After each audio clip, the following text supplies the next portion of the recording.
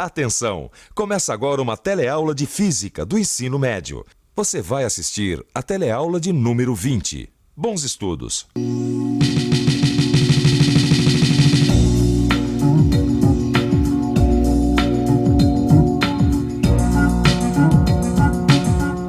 Todos os dias nós lidamos com pequenas coisas que nos ajudam e que são tão habituais que a gente nem presta mais atenção nelas. Tomar um cafezinho, trocar o óleo do carro, calibrar os pneus. Todas essas coisas e muitas outras só foram possíveis graças aos conhecimentos da física que o homem adquiriu, movido pela sua curiosidade e pela sua necessidade de resolver os problemas do dia a dia. Duvida? Na teleaula de hoje, você vai conhecer melhor um aparelho usado para medir pressão de gases, o manômetro.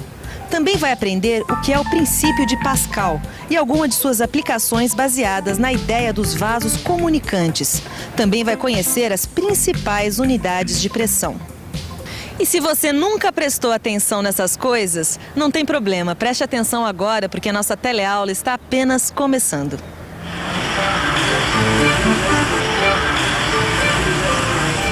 Oh, ainda bem que a gente colocou gasolina, hein? Tava seco esse tanque. Não, ia parar com esse carro na rua. Ia parar. Agora, te digo uma coisa, viu? Não é só de gasolina que esse carro tá precisando, não. Faz muito tempo que a gente não troca óleo, não calibra pneu. Isso aqui tá... Eu sempre falo pra você. Agora, vem cá, vamos aproveitar que a gente ainda tem um tempinho pra chegar lá no serviço. Vamos deixar ele no ponto, vamos dar um trato na caranga, então vamos né, dar uma calibrada. Nós vamos calibrar, viu? Deixa aqui ali, ó. Encosta lá. Ô Vicente, eu tava pensando numa coisa. Por que a gente sempre tem que calibrar o pneu, hein? Gil, mas você tem cada pergunta, né? É importantíssimo calibrar o pneu, manter a pressão dos pneus correta. O pneu murcho, o carro fica mais instável na estrada, gasta mais combustível. É muito importante manter a pressão correta, principalmente quando você vai pegar uma estrada, por exemplo. Aí é pior ainda. Gozado, Vicente, você falou essa conversa aí de pressão. Vem cá, isso não tem a ver com o assunto que a gente tava conversando aquele dia sobre que quando a gente desce a serra a gente sente uma pressão no ouvido? Lógico que tem, é pressão do ar. Pô, dentro do pneu tem o quê? Tem ar, é claro, né, Vicente? É mesmo, rapaz. É esse ar com os seus diferentes gases que fica dentro do pneu. Ele vai pressionando as paredes do pneu, não é isso? Agora, Vicente, me diz uma coisa, como é que chama esse aparelho aí? Como é que ele funciona, esse aparelho aí de medir pressão aí? Esse aqui é o famoso... Como é mesmo o nome disso? Manômetro. É isso mesmo. Ele é utilizado para medir a pressão de um gás, não é isso? Existem vários tipos de manômetro, Rosinha. Um tipo bem simples é aquele em forma de U, que possui mercúrio no seu interior e uma escala. E é através dessa escala que a gente pode medir a altura da coluna de mercúrio no tubo e conhecer a pressão. Nesse tipo de manômetro existem dois ramos, um maior do que o outro. No ramo menor existe uma mangueira que se adapta ao recipiente que contém o gás, cuja pressão se deseja medir. Quando o manômetro não está funcionando, as duas colunas de mercúrio têm a mesma altura. Isso acontece porque a pressão na superfície do líquido nos dois ramos é a mesma.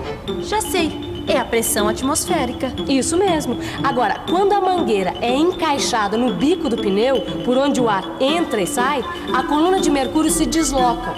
No ramo menor, o mercúrio é empurrado para baixo. E claro, no ramo maior, ele sobe. E por que isso acontece? Porque a pressão no interior do pneu, Rosinha, é maior do que a pressão atmosférica. E ela empurra o mercúrio até atingir o equilíbrio. Certo. Mas eu ainda não entendi direito como é que faz esse cálculo. Veja bem, Rosinha. Lembra que dois pontos de um líquido situados numa mesma profundidade estão sujeitos a uma mesma pressão? É verdade. Então a pressão em Y vai ser igual à pressão indicada por X. A pressão no ponto Y corresponde à pressão do ar no interior do pneu e esta corresponde à pressão no ponto X. Pode-se dizer, deste modo, que a pressão do pneu vai ser igual à pressão no ponto X. E nós já sabemos calcular a pressão no interior de um líquido. É a pressão atmosférica mais a pressão da coluna de líquido acima daquele ponto. Então, basta verificar pela escala do manômetro a altura da coluna de mercúrio acima do ponto X. Daí, a gente soma ao valor da pressão atmosférica. E a pressão atmosférica eu já conheço. É 76 centímetros de mercúrio. Digamos que a coluna de mercúrio esteja marcando 60 centímetros, que vai corresponder a 60 centímetros de mercúrio. Então, para ter a pressão do pneu, é só somar 76 e 60, que dá 136 centímetros de mercúrio. Mas para se ter uma ideia melhor deste valor, vamos expressar esta medida em atmosferas. Você se recorda que 76 centímetros de mercúrio correspondem a uma atmosfera, uma outra unidade de pressão. Fazendo uma regra de 3, podemos obter a pressão no pneu em atmosferas. 76 centímetros de mercúrio correspondem a uma atmosfera. Então, 136 centímetros de mercúrio correspondem à pressão no pneu em atmosferas. Fazendo essa conta, encontramos 1,8 atmosferas. Veja como a pressão no interior do pneu é grande. Ela é quase o dobro da pressão atmosférica. Maristela, eu nunca tinha ouvido falar dessas unidades de medida para calibragem de pneus. Eu conhecia libras por polegada ao quadrado. Isso é verdade. Existem outras unidades mais comuns que são usadas para esse fim, mas é só converter, sabendo que uma atmosfera corresponde aproximadamente a 14,2 libras por polegada ao quadrado. Aí é só calcular. Vamos ver aqui, olha.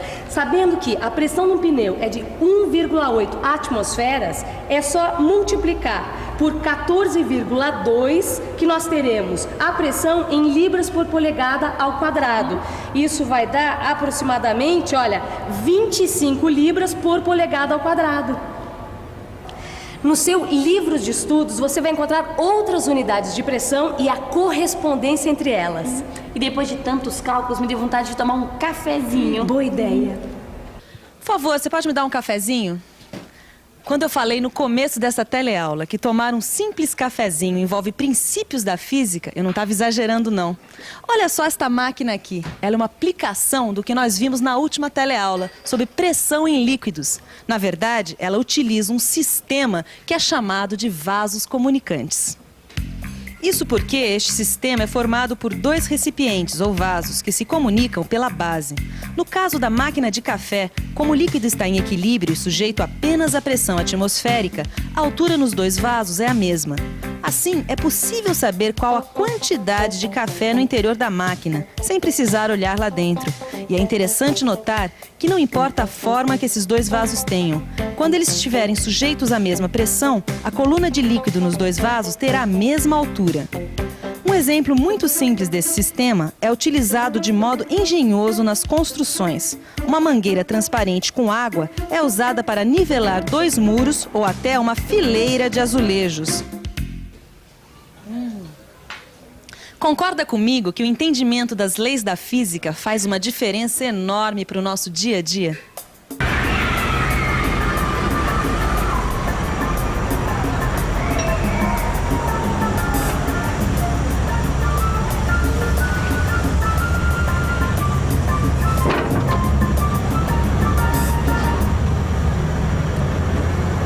Rapaz, é incrível esse elevador, né, Vicente? Bacana, né?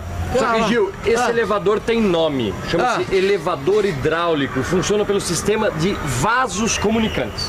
Tá certo, Sabidão, mas mesmo assim, olha, a pessoa que inventou isso aqui é muito engenhosa, viu? Ah, engenhosa mesmo. Mas sabe que eu não tenho a menor ideia de quem foi que inventou esse elevador hidráulico? Muito menos eu. Pascal? Foi Pascal que inventou o elevador hidráulico? Não exatamente, mas se hoje é possível utilizar um elevador hidráulico, é graças a ele. Ele era francês, não é? É, e o nome dele completo era Blaise Pascal. Em 1653, olha só, 1653, ele estava fazendo experiências e descobriu uma propriedade muito importante dos líquidos.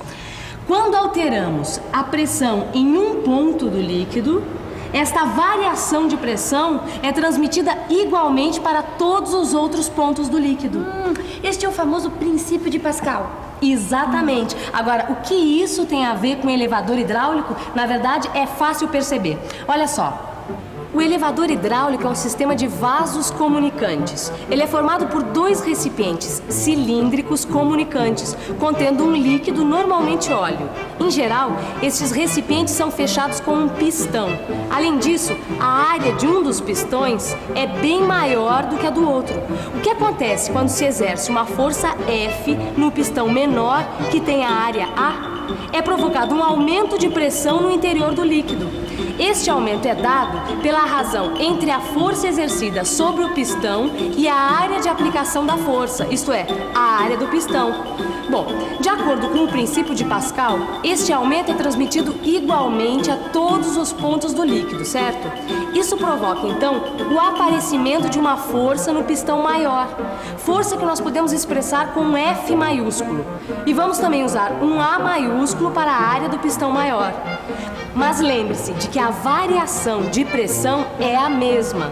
Por isso, nós podemos igualar estas expressões e assim obtemos a força que aparece no pistão maior, que será igual à razão entre as áreas dos 2 pistões multiplicada pela força aplicada no pistão menor. E como uma área é maior do que a outra, a força pode ser aumentada. Olha, eu vou dizer uma coisa, viu? Esse elevador tem que ser muito forte para aguentar um peso desse, aguentar esse carro aqui, ó. Ah, isso é verdade, viu? Qual será a força necessária que ele tem que fazer para levantar um carro como esse, hein? Bom, aí nós vamos ter que fazer uns cálculos, viu, Vicente? Que tal a gente pensar um pouco, hein? Vamos pensar um pouco. Como eu posso calcular isso? Bom, em primeiro lugar, eu preciso conhecer as áreas dos 2 pistões e o peso do carro. Vamos imaginar que o carro pese 800 kg-força, que o pistão maior tem 2.000 cm² e o pistão menor 25 cm². Tendo esses dados, posso aplicar a fórmula que acabei de deduzir. Basta substituir estes valores na fórmula e calcular. O resultado será 10 kg-força. Ah, eu não acredito, Gil. Só 10 kg força? Eu tô Isso falando. equivale a 10 pacotinhos de 1 quilo de açúcar. Exatamente. Não, não é possível. Ah, é. Você quer me dizer que esse elevador hidráulico equilibra esse carro com 10 pacotinhos de açúcar? Não é incrível? possível. Não é incrível, Vicente? É incrível. Agora, veja bem, a força feita nesse pistão menor é multiplicada por um fator que é a razão entre as áreas dos 2 pistões. No caso, o fator é 80. Tá certo. E esse aparelho aqui, Vicente, na verdade, nada mais é do que um multiplicador de forças. Tá certo. Lembra daquelas prensas hidráulicas? Ah, eu lembro, Tá uma vez lembrado? eu vi num filme. Com uma mão só, o sujeito opera uma alavanca e sozinho ele é capaz de amassar um carro inteiro. Olha, É isso, né? E também, olha, se você ver bem, ó, veja bem. Os freios hidráulicos dos carros têm o mesmo princípio. Certo. Tá certo? É isso mesmo, é um freio hidráulico. Um freio hidráulico. É só pensar um pouco, olha. A força que a gente aplica no pedal é aumentada várias vezes e utilizada para comprimir as lonas do freio contra o tambor da roda. Meu irmão, por isso que a gente tem que verificar sempre o fluido de freio. Você tem razão. Porque é o seguinte, se você não faz isso, quando você pisa no freio, não tem efeito nenhum, não adianta nada. É lógico, porque sem o fluido não tem como transmitir a força que vai comprimir as lonas contra o tambor da roda e fazer a roda parar por atrito. Você isso tá mesmo. certo. Ô, senhor, por favor, dá pro senhor então verificar o fluido de freio aí pra gente, já que a gente tá falando nisso? Sem né? dúvida, vamos ver isso também, né? É, Já como dá uma- vocês viram, hoje foi um dia de revisão geral na Chimbica, né? E agora a aula tá chegando no fim, tá na hora de você revisar tudo que nós vimos na aula de hoje. Boa sorte. Tudo revisadinho? Até a próxima. Vambora? Vambora. Não, agora vai verificar o fluido. Primeiro aqui, ó. E atenção, se liga aí que é hora da revisão. Na teleaula de hoje, você viu o princípio de funcionamento do manômetro, dos vasos comunicantes e algumas de suas aplicações. Conheceu o princípio de Pascal, que descreve a transmissão da variação de pressão no interior de um líquido. E também conheceu algumas aplicações desse princípio, como os sistemas hidráulicos.